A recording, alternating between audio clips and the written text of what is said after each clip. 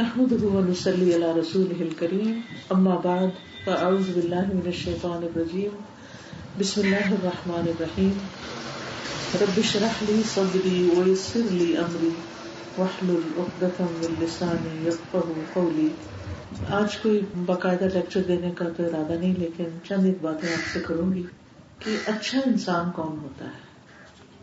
سب سے پہلی بات تو یہ کہ ہر شخص کو اللہ نے ایک عزت نفس دی ہے اور ہر شخص اپنے آپ کو اچھا ہی سمجھتا ہے، چاہے وہ اچھا ہو یا نہ ہو، لیکن اپنے آپ کو ہر کوئی اچھا سمجھتا ہے. اسی طرح ہر شخص اپنے آپ کو صحیح سمجھتا ہے، چاہے وہ صحیح کام کر رہا ہو یا غلط کام کر رہا ہو. یہ انسان کا ایک عمومی سی نفسیات ہے، اس کا ایک مزاج ہے. لیکن کیا واقعی ہمارے اپنے آپ کو اچھا سمجھنے سے ہم اچھے ہو سکتے ہیں؟ یا کچھ لوگوں کے نزدیک جنہیں لوگ اچھا کہیں وہ اچھے ہیں، تو کیا وہ سب سے اچھے ہیں؟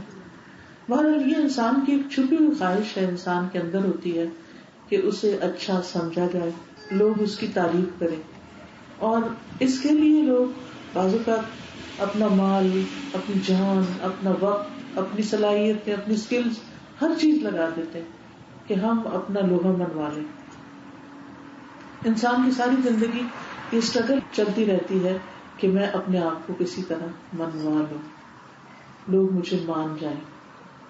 ان ساری کوششوں کے باوجود پھر دیکھنے کی بات یہ ہے کہ اگر کوئی انسان کسی کو مان بھی لے اور بڑے نام کے ساتھ بھی کوئی دنیا سے جائے، حتیٰ کہ اگر اس کو 19 توپوں کی سلامی بھی دی جائے اس کے دفن کے وقت، اس کے جنازے کے ساتھ، تو بھی یہ سب کچھ کتنی دیر کے لیے؟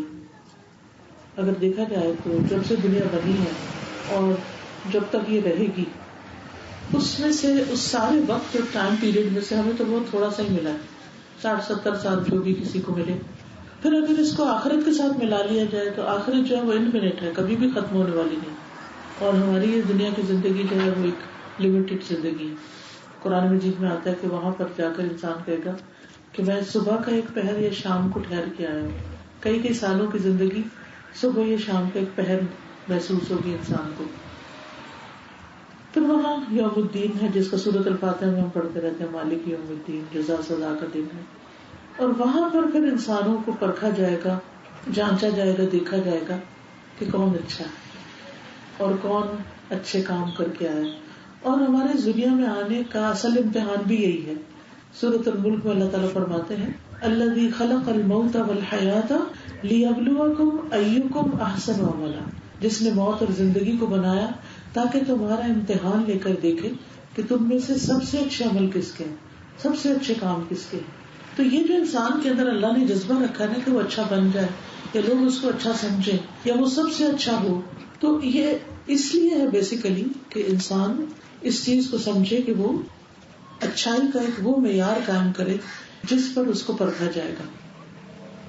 جب ہم قرآن و سنت کا مطالعہ کرتے ہیں تو اس میں ہمیں کچھ کام ایسے ملتے ہیں جن کے کرنے والے قیامت کے دن سب سے اچھے شمار ہوں گے. تو وہ ان کاموں کو دہرا لیں. آپ ان میں سے بہت سے کام پہلے سے بھی کر رہے ہوں گے، لیکن یہ ہے کہ ایک ریمائنڈر ہو جاتا ہے تو انسان اپنے کچھ اور گولز یا اپنے ٹارگٹ سیٹ کر لیتا ہے کہ اب میں نے یہاں یہ کام کرنے ہیں. سب سے پہلے تو یہ کہ صحیح بخاری کی ایک حدیث ہے جس میں آتا ہے خیارکم احاسنکم اخلاقا، تم میں سب سے اچھے وہ ہیں جن کے اخلاق اچھے ہیں. اور قیامت کے دن میزان میں یعنی جو تولے جائیں گے انسان کے اعمال، ان میں سب سے بھاری نیکی جو ہوگی وہ انسان کے اخلاق ہوگی، اچھا اخلاق. اور سوال یہ پیدا ہوتا ہے کہ اچھا اخلاق کیا ہے؟ اچھا اخلاق دراصل دوسرے کو کیئر، لو اور توجہ دینے، اٹینشن دینے کا نام ہے. اس کی پریزنس کو اگنور کرنے کی بجائے اس کو فیل کرانے کا نام ہے کہ وی کیئر فار یو. دوسرے کی خوبی کو اکنالج کرنے کا نام ہے، دوسرے کے ساتھ اچھی طرح پیش آنے کا نام ہے، دوسرے کی ضرورت پوری کرنے کا نام ہے، نرمی سے معاملہ کرنے کا نام ہے، اچھا گمان رکھنے، اچھی طرح بات کرنے، اپنے سے کوئی چھوٹا ہو، اپنے سے کوئی بڑا ہو، اپنے کوئی برابر ہو، سب کو عزت دینے کا نام ہے. یعنی بیسیکلی انسانوں کی قدردانی کا نام ہے.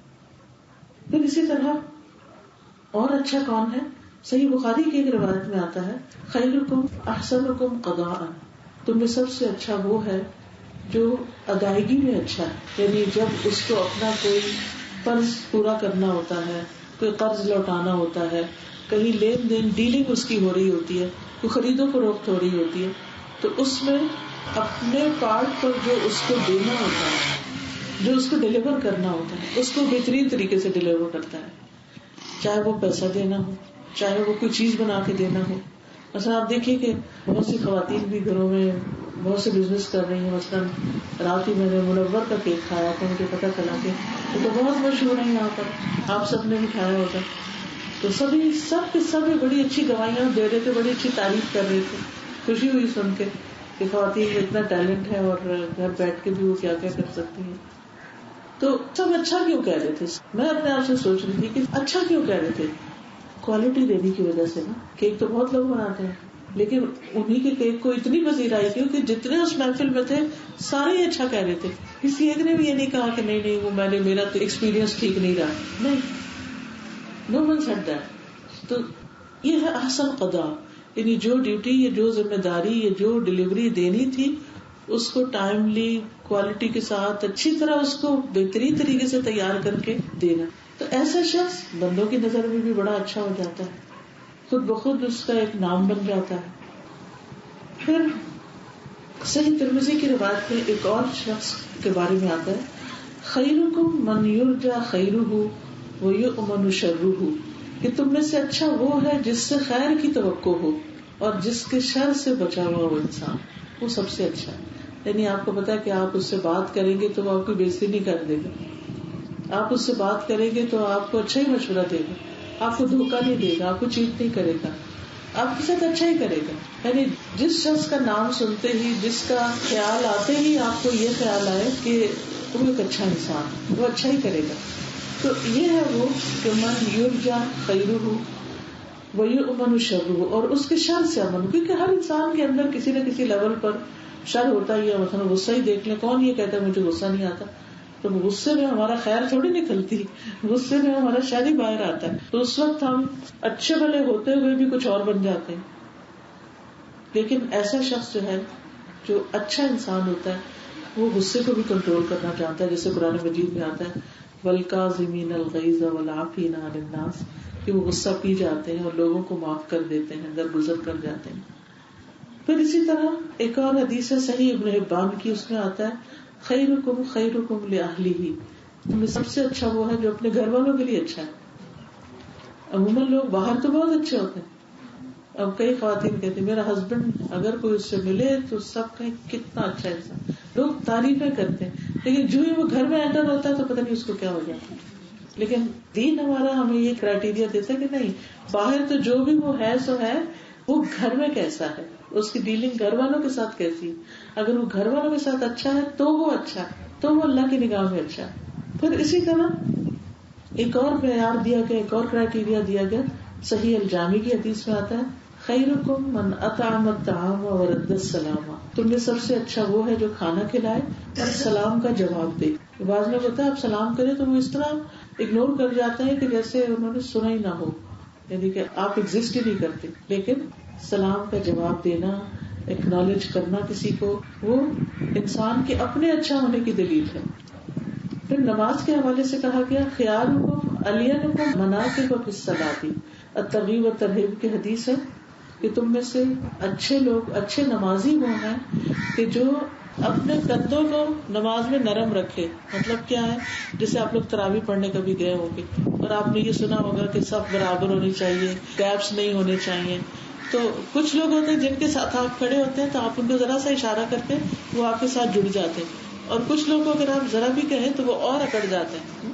تو اچھے کون ہیں کہ جو نماز کے اندر بھی آپ کے ساتھ تعاون کرتے ہیں اور اس کو فس نہیں بنا لے. بعضوں کو تو لوگ ذرا سا ہلائے جو غصہ کر دیتے ہیں. مسجد نبوی میں میں نے ایک خاتون کو تھوڑا سا ایسے آگے پیچھے ہونے کے لیے کہا تو اس نے نماز توڑ دی، تو ایک دم افینڈ ہو گئی. حالانکہ نبی صلی اللہ علیہ وسلم جب نماز لیڈ کرتے تھے تو وہ خود صحابہ کی صفیں برابر کرتے تھے اپنے ہاتھ سے اور ان کو بالکل اسٹریٹ کرتے تھے. تو امام کو چاہیے کہ وہ لوگوں کو آگے پیچھے ہونے سے روکے ورنہ دل مختلف ہو جاتے ہیں. یہ جو نرم کندھوں والا ہے، اس کا ایک معنی بھی کیا گیا کہ وہ اس کے لیے جگہ بنا دے جو اور کوئی سامنے آئے. یعنی جیسے حرم میں جاتے ہیں تو کیا ہوتا ہے، جمعے کے دن آپ صبح سے جا کے بیٹھ جاتے ہیں تاکہ نا آرام سے نماز پڑھ سکیں. اتنے پیچھے والے لوگ آتے ہیں اور وہ آ کے گھس کے پیچھے بیٹھ جاتے ہیں. تو اس وقت ایک غصہ سا آتا ہے کہ یہ بعد میں آ کے انہوں نے ہماری نماز ڈسٹرب کیا، میں کہاں سجدہ کروں گی. انسان اوفینڈ ہونے لگتا ہے. تو ایسے میں کسی کو جگہ دے دینا، اپنا کندھا تھوڑا سا سکیڑ لینا اور اس کو تھوڑی جگہ بنا کے دے دینا، یہ انسان کے اچھا ہونے کی دلیل ہے. پھر حدیث میں آتا ہے، صحیح الجامع کی حدیث ہے، خیر الناس من طال عمره وحسن عمله، کہ سب سے اچھا وہ ہے جس کی عمر لمبی ہو اور اس کے عمل اچھے اچھے، یعنی نیکیاں بھی زیادہ کرنے والا ہو لمبی عمر کے ساتھ. پھر صحیح الجامع کی حدیث ہے، خیر الناس انفعهم للناس، لوگوں میں سب سے اچھا وہ ہے جو لوگوں میں سب سے زیادہ دوسروں کو فائدہ پہنچائے. دوسروں کو فائدہ پہنچانے میں اپنے فائدے کے لیے تو سبھی کام کرتے ہیں، اپنے گھر والوں کے فائدے کے لیے سب کام کرتے ہیں، لیکن کتنے لوگ ہیں جو دوسروں کے فائدے کے لیے کام کرتے ہیں. الحمدللہ ہمارے ملک میں اس کی بہت سی مثالیں ہیں. ایدھی کا آپ دیکھ لیجئے، شیپا کو دیکھیے، اور جگہ جگہ پر ایسے لوگ ہوتے ہیں کہ جنہوں نے اپنی زندگی میں کوئی نہ کوئی ایک ایسا کاز رکھا ہوا ہوتا ہے کہ جس سے وہ لوگوں کی خدمت کرتے رہتے ہیں. وہ سندھی مسلم کی طرف جاتے ہیں نا، جب سڑک مڑتے ہیں بشار فیصل سے، تو مجھے ہمیشہ دیکھ کے بڑا رش آتا ہے. وہاں فٹ پاتھ پر کھانا کھلانے کی وہ صفیں لگی ہوئی ہوتی ہیں اور غریب لوگ بیٹھ کے، اچھا وہ سیلانی ہے، اوکے سیلانی جی، کتنے نام ہیں. اور کراچی ماشاءاللہ خاص طور پر اس کام میں باقی ملک سے بہت آگے ہے، کہ جس میں بہت ایسے خیر والے لوگ موجود ہیں جو لوگوں کو کھانا کھلانے کے کام میں اور لوگوں کو نفع پہنچانے میں. پھر اسی طرح کتنے اسکول ایسے کھلے ہوئے ہیں جس میں بچوں کو مفت ایجوکیشن دی جاتی ہے. پھر اسی طرح اور اسکل سکھانے کے سینٹرز ہیں. تو اچھے لوگ وہ ہیں جو دوسروں کو فائدہ پہنچاتے ہیں. اور قرآن مجید میں بھی آتا ہے، اما ما ينفع الناس فيمكث في الارض، جو لوگوں کو فائدہ دیتا ہے وہ زمین میں ٹھہر جاتا ہے، یعنی اللہ تعالیٰ اس کو اس دنیا میں بھی فائدہ پہنچاتا ہے. پھر اسی طرح صحیح الادب المفرد کی حدیث ہے، خیر الاصحاب عند اللہ خیرکم لصاحبی، اچھے دوست وہ ہیں جو اپنے دوستوں کے حق میں اچھے ہیں. وخیر الجیران عند اللہ خیرکم لجارہ، اور اچھے نیبرز وہ ہیں جو اپنے نیبرز کے حق میں اچھے ہیں. انسانوں کو بھی وہ اچھے لگتے ہیں اور اللہ کے نزدیک بھی وہ اچھے شمار ہوتے ہیں.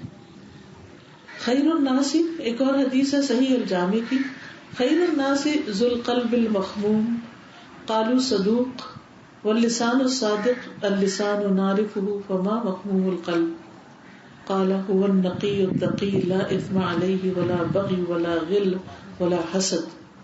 نبی صلی اللہ علیہ وسلم فرمایا کہ اچھا انسان وہ ہے کہ جو مخموم القلب ہو.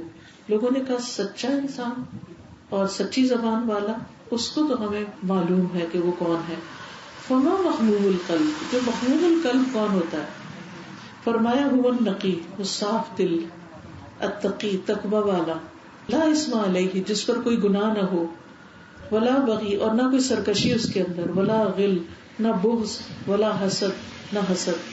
یعنی ایسا انسان سب سے اچھا انسان ہے جس کا دل صاف ہو، جس کے دل میں دوسروں کے لیے حسد، بغض، نفرت اور ایسے جذبات نہ ہوں کہ جو خود اس کو بھی تکلیف دے اور دوسروں کے لیے بھی برے الفاظ نکالنے کا سبب بنے. تو یہ سب سے مشکل کام ہے کہ انسان اپنے دل کو صاف رکھے، کیونکہ شیطان اس میں ہر وقت تاک میں لگا رہتا ہے. جس وقت وہ دیکھتا ہے وسوسہ ڈالتا ہے ہر ایک کے بارے میں، کسی کے بارے میں بدگمانی، کسی کے بارے میں اور اس طرح کے برے برے خیالات.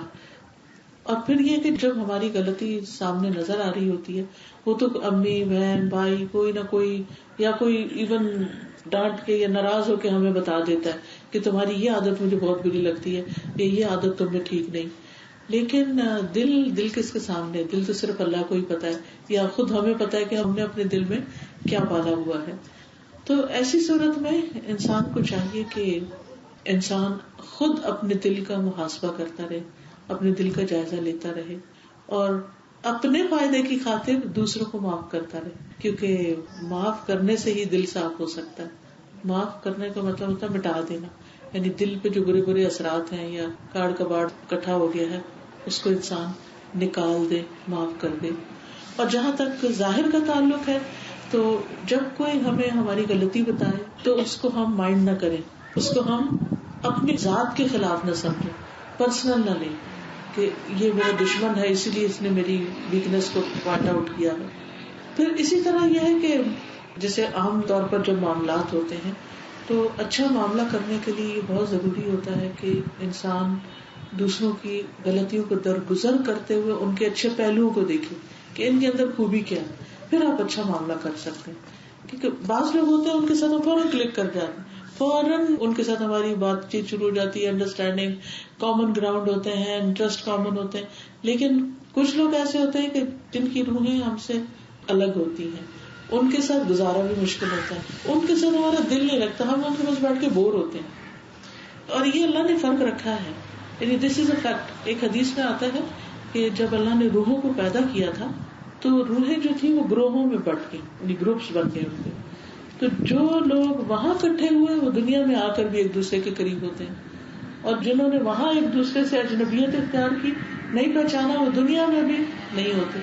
وہ کہتے ہیں نا سول میٹ, ہر کوئی سول میٹ تو نہیں ہو سکتا, لیکن کچھ لوگ واقعی آپ ان کو اپنے روح کے قریب سمجھتے ہیں, اپنے دل کے قریب سمجھتے ہیں, آپ کو مل کے بھی خوشی ہوتی ہے.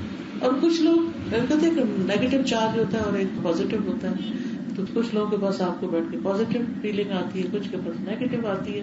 قدرتی بات ہے, یہ کسی کے منہ سے بولی ہوئی بات نہیں ہوتی, لیکن انسان کی فیلنگ ہوتی ہے. تو ایسی صورت میں جن لوگوں کے ساتھ یعنی کہ بنتی ہے ان کے ساتھ بنانا تو آسان ہوتا ہے, لیکن جن کے ساتھ بنتی نہیں ان کے ساتھ گزارا کرنا ایک امتحان ہوتا ہے. اللہ چاہتا سب کو ہی ملا دیتا, سب ایک دل پہ ہوتے, لیکن اللہ نے ایسا نہیں رکھا, کیونکہ دنیا میں انسان کو امتحان کے لیے پیدا کیا گیا ہے. پھر اسی طرح یہ ہے کہ جیسے پہلے بات ہوئی نا کہ اچھے اخلاق کی بات, اخلاق جس کا اچھا ہو وہ سب سے اچھا ہے. اچھا اخلاق کرنے کے لیے ایک بہت اہم بات ہے کہ انسان اپنے کو ملنے والی جو نعمتیں ہیں ان کا شمار کرتا رہے, تو اس کا دل خوش رہے گا, ایک سینس آف اچیومنٹ ہوگی. پھر آپ کا دل چاہے آپ دوسروں کے ساتھ بھی بلائی کریں. جس انسان کے اندر یہ شکوے ہوتے ہیں نا, میرے پاس یہ بھی نہیں ہے, یہ بھی نہیں, یہ بھی نہیں, پھر کوئی اس سے کسی چیز کا مطالبہ ہی کر لے, کچھ مانگی بیٹھے, تو وہ کیا کہتا ہے کہ مجھے کیا ملا ہے, کہ میرے ساتھ کس نے اچھا کیا ہے کہ میں تمہارے ساتھ اچھا کروں. تو اس لیے ایک ایکسرسائز کرنی چاہیے, اور وہ یہ کہ ہمیں جو نعمتیں ملی ہیں ان کے بارے میں ہم غور کریں, ان کی لسٹ بنائیں. جب میں ماسٹرز کر رہی تھی یونیورسٹی میں, ایسی کسی نے شاید بات کی تھی کیا, تو میں نے اپنے ایک رجسٹر میں جتنی اپنی غلطیاں تھیں ایک تو ان کی لسٹ بنائی, اور جو نعمتیں مجھے نظر آئی ان کی لسٹ. اب اس سے کیا فائدہ ہوا کہ اپنی خامیاں جب نظر آئیں اور ملنے والے جو بینیفٹس ہیں وہ, تو پھر انسان سوچتا ہے کہ میں تو کچھ بھی نہیں کر رہا, مجھے تو ملا زیادہ ہے, اور اتنی غلطیوں کے ساتھ مجھے اللہ نے دے دیا. اگر انسان سچا ہو, اپنے ساتھ آنےسٹ ہو, تو اپنی غلطیوں بھی نظر آنے لگتی.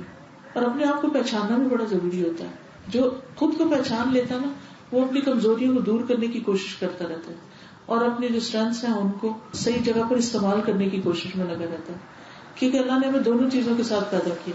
کوئی پرفیکٹ نہیں کہ جس میں صرف خوبیاں ہی زیادہ. ہاں یہ ہو سکتا ہے کسی کو خوبیاں زیادہ اور کمزوریاں کم, کسی کو کمزوریاں زیادہ خوبیاں کم. عقل مند انسان وہ ہے کہ جو اپنی کمزوریوں اور اپنی کمیوں کو پورا کرنے کی کوشش میں لگا رہے. پھر اسی طرح جو کچھ ہمیں ملا ہے, ہم عام طور پر اس میں صرف دنیا کی نعمتیں, دنیا کی جو چیزیں ہیں, مثلاً ہماری ایجوکیشن ہے, ڈگری ہے, کار ہے, گھر ہے, ہمارے فائنینسز ہیں, اولاد ہے, ان چیزوں کو بس ہم نعمت سمجھتے ہیں. لیکن اگر دیکھا جائے تو یہ بھی رزق کی ایک قسم تو ہے, لیکن اس میں سے کوئی بھی ہمارے ساتھ جانے والی نہیں. یہ سب بے وفا قسم ہے. جتنی بھی چیزیں ہیں مرنے کے ساتھ ہی ساتھ چھوڑنے والی ہیں, لیکن ساتھ کیا جائے گا, ہمارے اعمال جائیں گے. وہ ہمارا اصلی رزق ہے. تب آپ دیکھیں کہ ہم امیر ہیں کہ فقیر, اعمال کا رزق کتنا ہے. یعنی اگر ہمارے پاس سب کچھ بھی ہے, ہمارے پاس پیسے بھی ہیں, گھر بھی ہے, گاڑی بھی ہے, برانڈیڈ شوز اور پرسز اور ہر چیز ہے کہ جس کی ہم تمنا کریں, وہ سب چیزیں موجود ہیں, لیکن اگر وہ رزق نہیں ہے جو آخرت میں ہمیں کام آنے والا ہے, تو پھر ہم خالی ہیں. اور آخرت میں کام آنے والا رزق کیا ہے کہ جو ہمیں نیکی کی توفیق ہو جائے, جس کو صبح اٹھ کے نماز پڑھنے کی فجر کی توفیق ہوگی, وہ واقعی بڑا امیر شخص ہے. کیونکہ وہ 2 رکعتیں جو ہیں وہ دنیا اور مافیہ سے بہتر ہے. فجر کی 2 رکعتیں جو ہیں دنیا کے اندر جو کچھ ہے وہ سب سے زیادہ قیمتی ہے. پھر اسی طرح اگر اشراق پڑھنے کی بھی توفیق ہوگی تو سونے پہ سہاگا ہے. پھر اسی طرح جس کو اپنے والدین کی زیارت کا موقع مل گیا, ان کی خدمت کا موقع مل گیا, ان کے ساتھ حسن سلوک کا موقع مل گیا, یہ بھی ایک بہت بڑا رزق ہے جو اللہ نے آپ کو دے رکھا ہے کہ آپ کو اس نیکی کی توفیق دی ہے. بعض اوقات اپنے ماں باپ پاس نہیں ہوتے, ساس سسر پاس ہوتے ہیں, ان کے ساتھ حسن سلوک ایسا ہی ہے جیسے آپ اپنے ماں باپ کے لیے کچھ کر رہے ہیں. اسی طرح اگر آپ نماز پڑھتے ہیں اور نماز میں آپ کو خشوع و خضوع نصیب ہو جاتا ہے تو یہ بھی اللہ کا دیا ہوا رزق ہے جو آپ کے کل کام آنے والا ہے. اس لیے ہمیں جو دنیا کی رزق ہے وہ اتنا اپنے اندر مشغول نہ کریں کہ جو آخرت کے رزق کمانے کو بلا دیں. ایک رزق یہاں کام آنے والا, ایک رزق وہاں کام آنے والا. کچھ رزق یہاں کا کمائیں اور کچھ رزق وہاں کا بھی کمائیں. غریب ہے وہ شخص جس کے پاس صرف دنیا کا رزق ہے اور آخرت کا نہیں ہے, اور امیر ہے وہ شخص جس کے پاس آخرت کا ہے لیکن دنیا کا نہیں. لیکن ہماری ٹرمینالوجی اور ہمارے اسٹینڈرڈ کے مطابق غریب اور امیر کی ڈیفینیشن فرق ہے. تو کچھ چیزیں یہاں فائدہ دے گی اور کچھ آنے والی کل میں فائدہ دے گی, اور وہ جن کے پاس کل لے جانے کے لیے بہت کچھ ہے ان کو فرشتے کیا کہیں گے, وَتَتَلَقَّاهُمُ الْمَلَائِكَةُ هَذَا يَوْمُكُمُ الَّذِي كُنتُمْ تُوعَدُونَ. فرشتے ان کا استقبال کریں گے, ملاقات کریں گے اور کہیں گے یہی ہے تمہارا وہ دن جس کا تم سے وعدہ کیا جاتا تھا, آج تمہارے لیے یہاں سب کچھ ہے. اور ان سے کہا جائے گا ہاؤ اقرؤ کتابیہ, آؤ اپنی کتاب پڑھو. اور پھر ان کے بچے بیوی سب ان کو ساتھ ملا دیے جائیں گے. پھر انہوں نے جو اللہ کے راستے میں مال خرچ کیا ہوگا وہ سب بہترین نعمتوں کی شکل میں ان کے سامنے آ جائے گا. وہ جو نمازیں پڑھی ہوں گی, وہ جو اچھے اچھے لوگوں کی خدمت کے کام کیے ہوں گے, یہ سب کچھ اس کے لیے فائدہ مند ہی فائدہ مند ہوگا. تو اللہ تعالیٰ سے دعا ہے کہ اللہ تعالیٰ ہمیں اچھے اچھے کام کرنے کی توفیق دے تاکہ ہمارا خاتمہ بالخیر ہو اور ہم قیامت کے دن بہترین لوگوں میں شمار ہوں. بس اتنی سی بات کرنے کے بعد اب میں چاہوں گی کہ آپ لوگ بات کریں. اب آپ اپنا انپٹ دیں, آپ کے ذہن میں کیا آتا ہے, کون لوگ آپ کو اچھے لگتے ہیں, کیسے لوگ اچھے لگتے ہیں. اور یہ ایکسرسائز کرنے کا مقصد یہ ہے کہ چھوٹی سی ایکٹیویٹی ہے جس سے یہ پتہ چلے کہ لوگ لوگوں میں کیا دیکھنا چاہتے ہیں اور کیا وہ چیز ہمارے اپنے اندر ہے یا نہیں ہے. جی مجھے لگا جو آپ نے رزق کی بات کی ہے نا, یہ بہت اچھی ہے کہ اعمال بھی رزق میں شامل ہے, جس کا ہمیں علم نہیں تھا, کم از کم مجھے نہیں تھا. آج جب میں آپ کی کہہ رہی تو واقعی دیکھ رہے ہیں کہ پلڑا بہت نیچے ہے ہمارے اعمال کا, دیا اس نے ہمیں بہت ہے. جی, جو دنیا کے لیے وہ بہت ہے, بہت ہے, ہماری ضرورت سے بھی زیادہ ہے. جی ضرورت سے زیادہ ہی ہے. لیکن کل جو کام آنے والا ہے وہ اوپر ہے اور وہ زیادہ دن چلے گا. وہاں کی ضرورت بہت اچھی آپ نے بات کی ہے, جسے میں نے کم از کم یہ سیکھا ہے کہ نہیں, آپ ہر وقت ایویلویٹ کریں کہ آپ نے کیا کیا ہے, یہاں کے لیے کیا کیا, وہاں کے لیے کیا. جب تک ایویلویٹ نہیں کریں گے ہمیں اپنے آپ بالکل. اور جیسے یہاں کے لیے ہم پلان کرتے ہیں وہاں کے لیے بھی پلان کرنا جی کہ کون کون سے کام میں نے اپنی نمازیں پوری کرنی. اور کچھ جی مرنے کے بعد, جی ہاں, اچھی یادیں چھوڑ کے جائے, اچھی گواہیاں چھوڑ کے جائے. آپ نے بڑی اچھی بات کی کہ وہ مجھے ایک حدیث یاد آ گئی. نبی صلی اللہ علیہ وسلم اپنے ساتھیوں کے ساتھ بیٹھے ہوئے تھے کہ اتنے میں ایک جنازہ گزرا. لوگوں نے اس کی بڑی تعریف, بڑا اچھا آدمی تھا. آپ نے فرمایا وجبت, واجب ہو. لوگوں نے پوچھا کیا واجب ہو گئی؟ آپ نے فرمایا جنت واجب ہو گئی, ان اچھی گواہیوں کی وجہ سے جو اس کے حق میں دی گئی. اس کے بعد ایک اور جنازہ گزرا. لوگوں نے اس کی بڑی برائیاں کی کہ بڑا خراب, شکر ہے مرا ختم ہوا. آپ نے فرمایا وجبت. لوگوں نے پوچھا کیا واجب ہو گئی؟ فرمایا جہنم واجب ہو گئی. کیونکہ ایک ہمارے اپنے اعمال ہیں جو ساتھ لے کے جا رہے ہیں, اور ایک وہ جو لوگ جو کچھ بول رہے ہیں نا وہ بھی اسی پلڑے میں پلنے والے ہیں, وہی جمع ہوں گے. تو ان گواہیوں کو ہم معمولی نہ سمجھیں. عام طور پہ ہم کہتے ہیں ہو کیئرس, ہمیں نہیں پرواہ, جو مرضی کوئی کہے, بس ہمیں پتا ہے ہم کیا ہیں. نہیں, وی شوڈ کیئر. ہمیں فکر ہونی چاہیے کہ ہم کیا کرتے ہیں اور ہمارے آثار کیا. سورۃ یاسین تو سبھی پڑھتے ہیں, اس میں ایک آیت ہے انا نحن نحیی الموتى ونکتب ما قدموا وآثارهم وکل شیء احصیناہ فی امام مبین. بے شک ہم مردوں کو زندہ کریں گے اور ہم لکھ رہے ہیں جو انہوں نے آگے بھیجا اور جو وہ اپنے آثار چھوڑ رہے ہیں. ہر چیز کو ہم نے ایک کھلی کتاب میں لکھ رکھا ہے. یعنی ہمارا بک آف ڈیڈز جو ہے یا ہمارا نامہ اعمال جو ہے اس میں دو چیزیں لکھی جا رہی ہیں. ایک وہ جو آج ہم کر کے آگے بھیج رہے ہیں, اور دوسرے وہ جو ہمارے پیچھے آثار ٹرینڈ سیٹ ہم کر رہے ہیں, جو ہمیں دیکھ کے اور لوگ بھی کریں گے, ان سب کی بھی ذمہ داری ہم پر ہوگی. یہ دیواریں بھی گواہ ہیں, یہ زمین بھی گواہ ہے. یہ زمین بھی قیامت کے دن بولے گی کہ میرے اوپر بندوں نے کیا کیا کام کیا.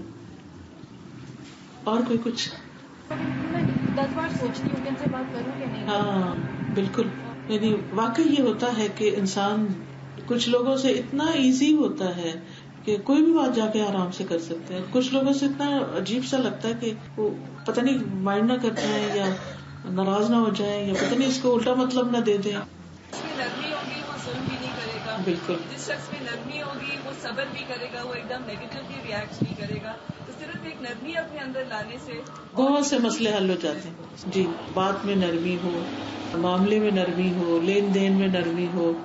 واقعی I've been now listening to your audios for 4 years, and the one thing which I've learned is to try to control judging people on face value. کہ جب بھی آپ کے audios سنے ہیں, it has changed my outlook on so many people. It has changed the way that they look at us, because when we stop being judgmental and we open our hearts اور عاجز ہو کے ہم اکثر آپ کی audio سنتے ہوئے نا آپ کوئی چیز پوائنٹ آؤٹ کرتی, اور اکثر میں آپ کی آڈیوز کچن میں کھانا پکاتے ہوئے سنتی تھی. اکثر گھنٹے گزر جاتے تھے اور وہ بس لگا ہوا ہوتا تھا, پوری اسٹاف سن رہی ہوتی تھی اور ہم لوگ پکا رہے ہوتے تھے, اور ادھر ہی I would just stop and say استغفراللہ, to this. کبھی ٹریڈ مل پہ, جہاں پہ بھی ٹریڈ مل پہ تو آپ کا اتنا ساتھ ہوا ہے میرے hours on the treadmill with headphones. لیکن that's one thing I learned that we are very judgmental. جی, پیرنٹنگ پہ میں نے کافی سیشن بھی دیے ہیں اور ٹاکس بھی. اس میں اپنی پرسنل لائف میں اور جو کچھ پڑھا ہے اور جو کچھ بتانے کی توفیق ہوئی ہے, اس میں جو مجھے نظر آتا ہے وہ یہ کہ بچوں کی اچھی تربیت اس وقت ہوتی ہے جب ماں کی اپنی تربیت ہو گئی ہو, اور رول ماڈلنگ کے ذریعے جو تربیت ہوتی ہے اس کا کوئی میچ نہیں. مثلاً میں اپنے بچوں کو جب سمجھانا ہوتا تھا تو چیخ چلا کے سمجھانے کی بجائے ان کو اس وقت کچھ نہیں کہتی تھی زیادہ جس وقت وہ کوئی گڑبڑ کر رہے ہوتے تھے, لیکن میں موقع کے انتظار میں ہوتی تھی کہ اب میری اور ان کی سیٹنگ ہو, پھر میں کوشچن کرتی تھی آپ نے یہ کیا, کیوں کیا, وغیرہ وغیرہ. کم سے کم لفظوں میں. مثلاً اگر بچہ چلا کے بول رہا ہے, اونچا بول رہا ہے, مجھے کبھی اچھا نہیں لگتا تھا کہ میرے سامنے وہ مجھے اس طرح جواب دیں کہ زور سے بولیں یا کچھ, یا چیخیں یا بدتمیزی کریں, کیونکہ مجھے یہ تھا کہ جو بچہ ماں کے ساتھ بدتمیز ہو گیا وہ سمجھے کہ کسی کے ساتھ بھی جا کے کرے گا تو اس کا اخلاق درے کا درا رہ جائے گا. تو جو ہی وہ والیوم اوپر کرتے تھے تو میں وسپر کرنا شروع کر دیتی, آہستہ آہستہ, نیچے آ جاؤ, نیچے آ جاؤ, میں سن سکتی ہوں, تھوڑی آواز سے بھی سن لو گی. تو اس طرح کر کر کے دکھا, سب سے پہلے اپنے اوپر اپلائی کیا کہ میں نے نہیں چلانا, اور تب پھر ان سے ایکسپیکٹ کیا, یعنی جو چیز سکھانا چاہیے وہ پہلے خود کی اور کر کے دکھائی. جیسے نماز پڑھنے کی بھی عادت میں نے ڈالی ہے بچوں کو, تو میں نے نہیں کہا جاؤ نماز پڑھو, نماز پڑھنی چاہیے, نماز پڑھو, نہیں, آئے نماز پڑھتے ہیں, اور ساتھ کھڑے ہو کے وضو کروایا, اپنے ساتھ کھڑا کیا, کیونکہ بچوں کو اکیلے وحشت ہوتی ہے, وہ ان کو چپ کر کے اتنی دیر کھڑے ہونا مشکل لگتا ہے. اسی طرح اگر واشو میں چھوڑ دیں اکیلے وضو کرنے, وہ بےچارے سنک کے اوپر چڑھ ہی نہیں سکتے, وہ پوری طرح سب کچھ دھلا نہیں سکتے. تو ساتھ کھڑے ہونا, کر کے دکھانا, توجہ دینا, اور پھر عمل سے سکھانا, یہ اگر آ جائے تو بہت سے مسئلے آسان ہوتے ہیں. It's not easy, it's a very tough job. اسی لیے تو ماں کا رتبہ سب سے زیادہ ہے, لیکن یہ ہے کہ جو چیز فائدہ دی صرف اس کا ذکر کرنے کی. آپ کچھ جی استاذہ, جیسے آج ابھی یہ بات ہوئی پیرنٹنگ کے اوپر بھی اور مدر کے رول پہ بھی, آج آپ نے حضرت عائشہ کی جو حدیث اتنی بیوٹیفلی اس کو آپ نے ایکسپلین کیا وہ ساری چیزیں, تو مجھے یہ خیال آ رہا تھا کہ واقعی ایک ماں کا رول کتنا امپورٹنٹ ہوتا ہے, وہ کیسے افیکٹ کرتی ہے. 2-3 دن پہلے مجھ سے کوئی لڑکی آئی اور اس نے مجھ سے بات کی, اس کی شادی کو 10 ایئرز ہو چکے. تو اس نے مجھے کہا کہ ہمارے گھر میں کوئی ایسی سچویشن آئی تو میں نے اس کو اپنے ہسبینڈ کو کہا کہ اس کو اگنور کرو, ایسا اس طرح سے جوائنٹ فیملی. تو کہتی میرے ہسبینڈ نے مجھے کہا کہ تمہارا دل بہت بڑا ہے اور تم بالکل اپنی مدر کے اوپر گئی, وہ جتنی کیئرنگ اور جتنی گیونگ ہے وہ چیز مجھے تمہارے اندر نظر آتی. تو وہ کہتی میں اتنی حیران ہوئی کہ میں نے تو کبھی اپنی ماں کی اس طرح کوئی بات نہیں کی, تعریف نہیں کی, کچھ نہیں. تو وہ کیسے دیکھنے سے جو